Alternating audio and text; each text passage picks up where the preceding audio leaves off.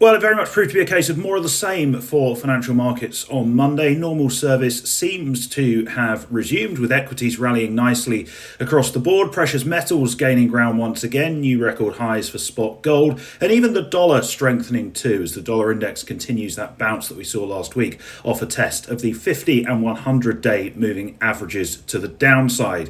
It's also very much a case of more of the same when it comes to external catalysts and drivers, namely that there really aren't any right now. Of course, we remain in this data vacuum amid the ongoing US government shutdown, which frankly shows no sign of being resolved anytime, well, I was going to say anytime soon, but almost any time at this stage. Of course, we do get the September US CPI data on Friday, but frankly, it's difficult, if not impossible, to see that materially altering the Fed policy outlook. They are going to be delivering a 25 basis point cut to the Fed funds rate next Wednesday, come what may.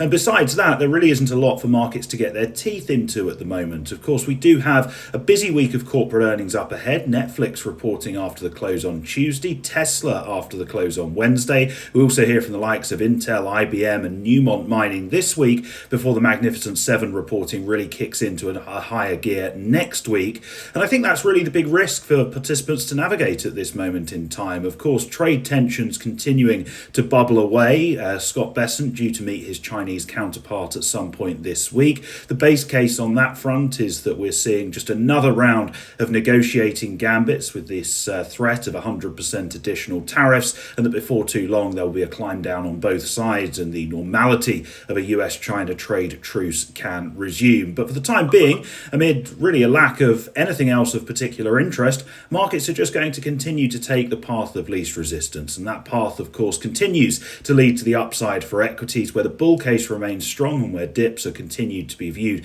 as buying opportunities in my mind. Momentum remains with the bulls in the precious metals complex as well, while for the dollar, the Fed's run-it-hot approach tilts risks firmly to the upside to the greenback, especially when you add in the idea that the dollar is really the cleanest dirty shirt, as there's nothing else in G10 that looks particularly attractive at this moment in time.